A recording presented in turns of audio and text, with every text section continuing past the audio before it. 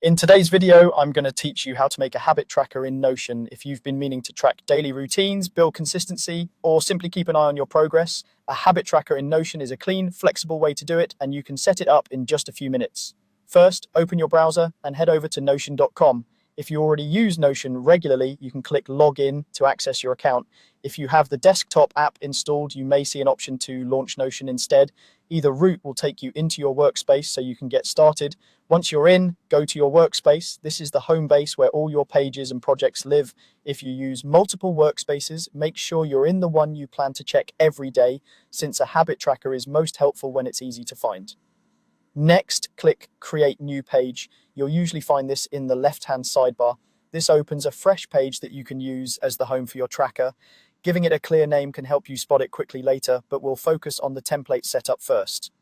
Now click Templates. If you don't see templates, click Marketplace. This will open Notion's template gallery where creators have built ready-made setups you can plug straight into your workspace.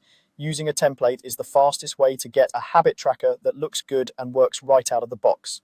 In the search bar, type habit trackers. You'll see a variety of options from minimalist layouts to more advanced dashboards. Take a moment to browse the templates available. Look for features that match how you like to track. Daily checkboxes for quick wins, weekly or monthly views for longer trends, or dashboards that summarize streaks and totals.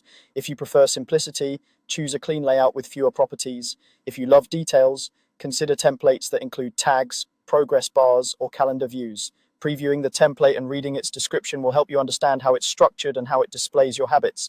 When you've found one that best suits your needs, select it. Make sure it aligns with the way you plan to use it on desktop, mobile, or both, and that the layout feels intuitive to you. Finally, click Add. Notion will add the template to your workspace as a new page. From here, you'll see the full layout ready to go, and you can start using it right away. Thanks for watching. Don't forget to like and subscribe.